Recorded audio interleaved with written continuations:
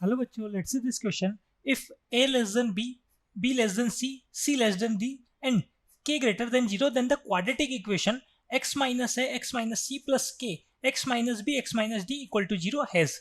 Clear. देखिए यहाँ पे जो क्वाड्रेटिक इक्वेशन गिवन है हमारे पास है, इसके रूट्स के बारे में हमको बताना. तो क्वाड्रेटिक इक्वेशन के दो ही रूट्स हमारे पास हुआ करते हैं. अब देखें, सबसे पहले हम क्या करते हैं, यहाँ पर ये जो हमारे पास इक्वेशन गिवन है, इस इक्वेशन को सिंपल में एफ एक्स इक्वल टू 0 की फॉर्म में नोट कर लेता हूँ. क्लियर. तो हमारे पास एफ एक्स कैसा हो जाएगा, यहाँ पर एफ एक्स जो है ये बन जाएगा हमारे पास यहाँ पर x minus a x minus c plus के x minus b x minus d. Clear. ये हमारे पास यहाँ पर एफ एक्स हो जाता है. अब देखो यहाँ हम क्या करते हैं, अगर एक्स को मैं स्मॉल ए पुट करता हूँ तो हमारे पास एफ ए कैसा आएगा. देखो, अगर आप ए पुट करोगे तो फर्स्ट टर्म तो जीरो हो जाएगी आपके पास, क्योंकि फर्स्ट फैक्टर जीरो हो जाएगा. और जो सेकंड टर्म आपके पास है, देखो ये क्या बनेगा, जीरो प्लस के ए माइनस बी ए माइनस डी, यही बनेगा. अब देखो आपको गिवन है कि बी और डी क्या है, बी और डी जो है वो ए से ग्रेटर है. तो बी और डी जब ए से ग्रेटर है, इसका मतलब ये जो फर्स्ट फैक्टर है ए माइनस बी, ये भी नेगेटिव, ए माइनस डी भी क्या है, नेगेटिव. तो negative negative negative negative multiply होगा तो पॉजिटिव आएगा. और के भी कैसा है, पॉजिटिव. तो इसका मतलब एफ ए कैसा आ गया, एफ ए जो है हमारे पास यहाँ पर पॉजिटिव आ गया.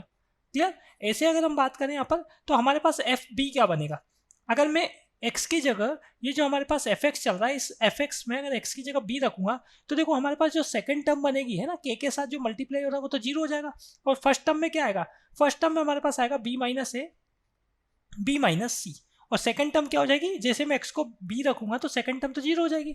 तो यहाँ पर हमारे पास b माइनस है तो पॉजिटिव होगा, लेकिन b माइनस सी क्या होगा, नेगेटिव होगा, क्योंकि c ग्रेटर देन b है. तो एफ बी हमारे पास कैसा आएगा, एफ बी हमारे पास आएगा नेगेटिव. क्लियर. तो सिंपल सी बात है, हमारे पास यहाँ पर एक रूट जो है वो ए और बी के बीच में लाई करेगा. क्लियर. तो यहाँ पर हम नोट कर सकते हैं one root lie between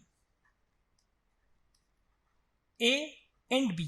clear. ये जो क्वाड्रेटिक इक्वेशन हमारे पास है, इसका एक रूट ए और बी के बीच में लाई करेगा. अब इसी टाइप से हम बात करते हैं यहाँ पर क्या, सी और डी के लिए जो एफ एक्स है वो क्या वैल्यू देगा. ठीक है. तो देखिए यहाँ अगर हम बात करें तो हमारे पास एफ सी ये कैसा होगा, तो देख लेते हैं इसको. हमारे पास जो फर्स्ट टर्म है एफ एक्स में वो तो जीरो बन जाएगी, और सेकंड टर्म की हम बात करें तो ये बनेगा हमारे पास सी माइनस बी और सी माइनस डी. तो सी जो है वो बी से तो ग्रेटर है, लेकिन डी से लेस है. तो एक फैक्टर पॉजिटिव एक नेगेटिव, इसका मतलब एफ सी कैसा होगा, एफ सी जो है हमारे पास नेगेटिव हो जाएगा.